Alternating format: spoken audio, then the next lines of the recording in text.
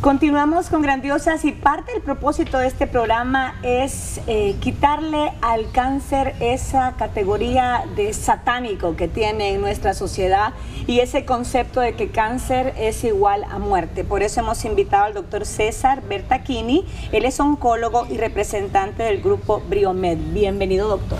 Hola, me encanta estar con ustedes. Como les decía recién, música para mis oídos, escuchar que se puede hablar tan libremente del cáncer. Doctor, palabras prohibidas hace décadas. Así como los peces no pueden sobrevivir fuera del agua, hay un ambiente para que esas células se rebelen y digan, no, yo ya no te hago caso, organismo, y yo me agrupo aquí y al final eso es el cáncer. ¿Cuál es el ambiente en el que esas células se vuelven rebeldes para evitarlo en nuestra vida y de esa manera poder prevenir esta enfermedad que muchos dicen no se puede prevenir? Claro que se puede prevenir. Es decir, primero, el cáncer no viene de afuera. El cáncer no es el cangrejo que viene, nos ataca y nos come por dentro. Es el cangrejo que hay que atacar, hay que luchar, que es un enemigo, que es cruel y que es malo. No, el cangrejo no tiene nada que ver con esto. ¿Qué ocurre? Yendo a un principio filosófico, el cáncer es vida. ¿Por qué? En el año 1931 hubo un médico alemán, Otto Warburg, que ganó el premio Nobel en esa época por describir el metabolismo de la célula cancerosa. ¿Qué fue lo que descubrió este médico? Descubrió que la célula del cáncer puede vivir sin oxígeno. ¿Y quién vivía sin oxígeno? Nuestra célula primitiva hace 3.500 millones de años. Antes que en la Tierra hubiera oxígeno, no existía el oxígeno. Sin embargo, existía la vida, y vida elemental, bacterias y demás, que eran elementos que podían vivir sin oxígeno. Muy bien. Con el transcurso de los millones de años, empezó a haber oxígeno en la Tierra. Entonces, del oxígeno pudieron sacar más energía. Al consumir más energía, los microorganismos evolucionaron a seres superiores. Pero en su memoria de vida, está la posibilidad de vivir sin oxígeno. ¿Y qué ocurre? Nuestra célula normal vive con el oxígeno, obvio. Su energía la toma del oxígeno. Eso es nuestro ecosistema normal. Pero si a nuestro ecosistema normal las condiciones son adversas y empieza a haber un medio ácido, por ejemplo, ese medio ácido hace que el oxígeno no pueda entrar a esa célula. Entonces, ¿qué hace esa célula? ¿Se muere? No, es muy difícil morirse. Si usted quiere eliminar una bacteria, un simple microorganismo, y lo quiere matar, usa un antibiótico. ¿Qué hace la bacteria? Se muta. Muta, crea resistencia. Usa otro antibiótico, muta. Y es una simple bacteria. Entonces, ¿qué es lo que tienen en común esa bacteria con nosotros? El instinto de supervivencia. Entonces, ¿qué pasa? Volvamos a nuestra célula normal, que no puede alimentarse, no le puede llegar el oxígeno porque hay una especie de barrera ácido que impide que entre el oxígeno. Esa célula lo que hace es muta y recuerda, está en sus genes, recuerda cuando vivía sin oxígeno. Y entonces dice, bueno, ahora vivo sin oxígeno. Pero al mutar se hace una célula rebelde que ya no obedece al mandato que le dice, vos tenés que hacer tal función, vos tenés que reproducirse, en un momento dado debes morirte. Eso es un mandato. Todos los seres vivos en un momento dado nos vamos a morir, porque vienen las otras células a reemplazarlo. Pero esa célula dice, no, yo no me voy a morir. Entonces empieza a reproducirse y se hace disfuncional, no se hace mala. No hay células malas. El concepto de maldad es cultural. Las células pueden ser funcionales o disfuncionales. Ok, doctor. El ambiente ácido, en definitiva, es lo que impide que el oxígeno Exactamente. pase. ¿Qué cosas de fuera nos hacen ese ambiente ácido en el cuerpo? Montones.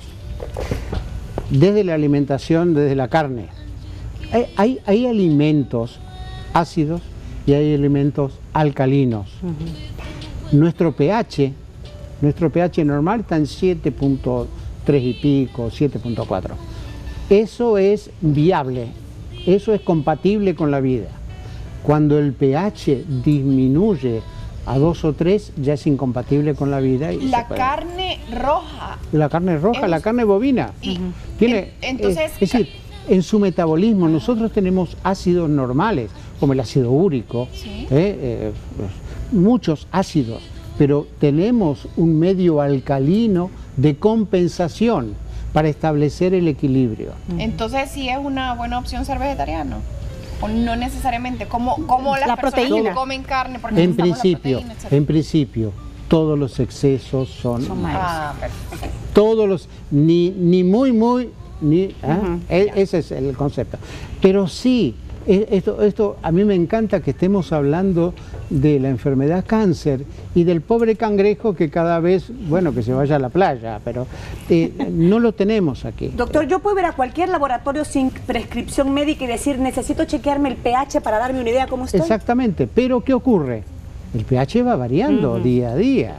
Es decir, uno puede tener una idea de pH, pero el pH va cambiando. Lo ideal es, hay tablas, hay principios nutricionales. No es mi especialidad, pero me encanta que hablemos de esto porque hoy día la oncología se llama oncología integrativa. Cuando ya se empiezan a ver algunos aspectos que estaban encerrados en cajas, por ejemplo, ¿por qué las mujeres en Japón tienen menos frecuencia de cáncer de mama? La alimentación, ¿no? Y la alimentación también. La alimentación, mucha soja y demás. Es decir, entonces, pero eso es una simple observación. ¿Por qué esas mismas mujeres... Poca carne roja, pero mucho pescado. Pescado, mucho, porque, pescado azul o pescado de aguas profundas. Pero ¿por qué esa misma señora o señorita trasladada a los Estados Unidos hace cáncer de mama? Pero hay que ser idiota. Tenemos las células, bueno... No, la célula sí, perdón. Tenemos, ¿qué tiene que ver la herencia entonces en ese caso? La herencia tiene mucho que ver, pero más tiene que ver con nosotros, con la herencia. También heredamos las costumbres, los hábitos familiares. Acá tiene que ver el tema un poco del sistema inmunológico. Bueno. Cuando estamos en el seno materno, ¿quién nos defiende? Nuestra madre. Nuestra madre. Cuando nacemos ya nos tenemos que defender. A los 2 o 3 meses todavía tenemos la inmunidad de nuestra mamá, pero después dependemos de nosotros mismos. Y depender de nosotros mismos significa tener un sistema inmunológico óptimo. ¿Qué es tener un sistema inmunológico óptimo? Nosotros tenemos células que son las que nos defienden de los agentes externos, de las bacterias, de los virus, etcétera, etcétera, etcétera. En la medida en que tengamos un sistema inmunológico óptimo, una Policía Nacional Civil se llama, óptima, vamos a poder combatir la delincuencia.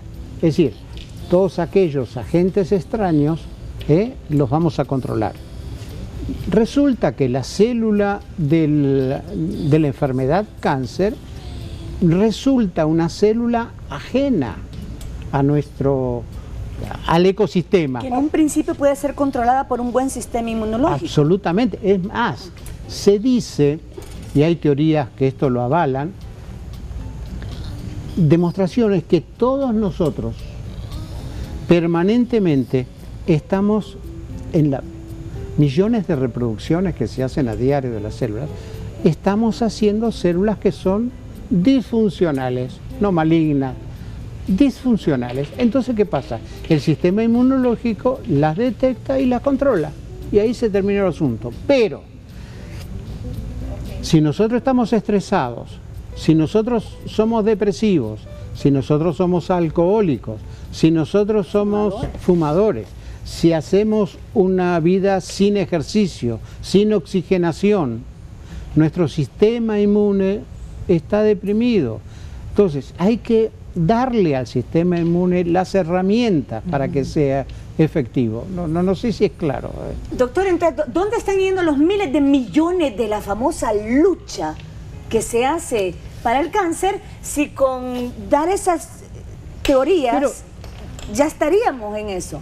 Pero lo que pasa es que hay más gente que vive por el cáncer que los que se mueren por cáncer. No nos engañemos. Aquí hay toda una superindustria de las farmacéuticas, una superindustria de la alimentación, que, bueno, yo no sé quién sale beneficiado con todo esto. Definitivamente no son la mayoría. Doctor, el tiempo se nos ha pasado. Bueno. ¿Dónde podemos encontrar más información para la gente que quiere conocer más a través de usted? Hoy día hay mucha información en Internet. Okay. En Internet uno busca acidez y cáncer. ¿Tiene una página usted? Sí. ¿Cuál es su página para poderla compartir? www.briomixol.com. Briomed.com.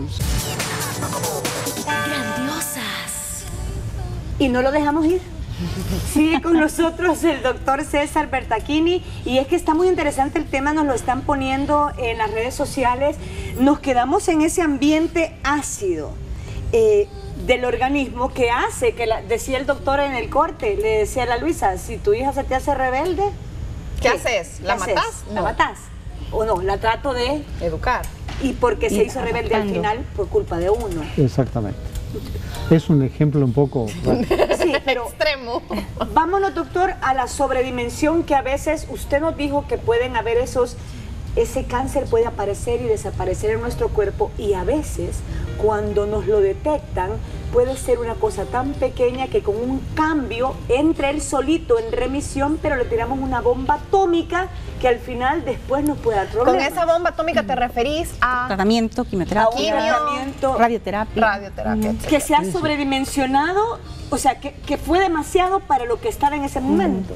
Es decir, yo no estoy en contra de recursos terapéuticos que resultan efectivos en ocasiones, como la quimioterapia, como la radioterapia y como la cirugía, a veces absolutamente necesario. Lo que sí estoy en contra es que a veces se sobredimensionan los tratamientos. Por ejemplo, en los últimos tiempos se ha visto en hombres, en cáncer de próstata, que detectado el cáncer de próstata, cirugía, radioterapia, algunos quimioterapias, otros hormonoterapia, y otros no han hecho nada. Y la sobreviva es la misma.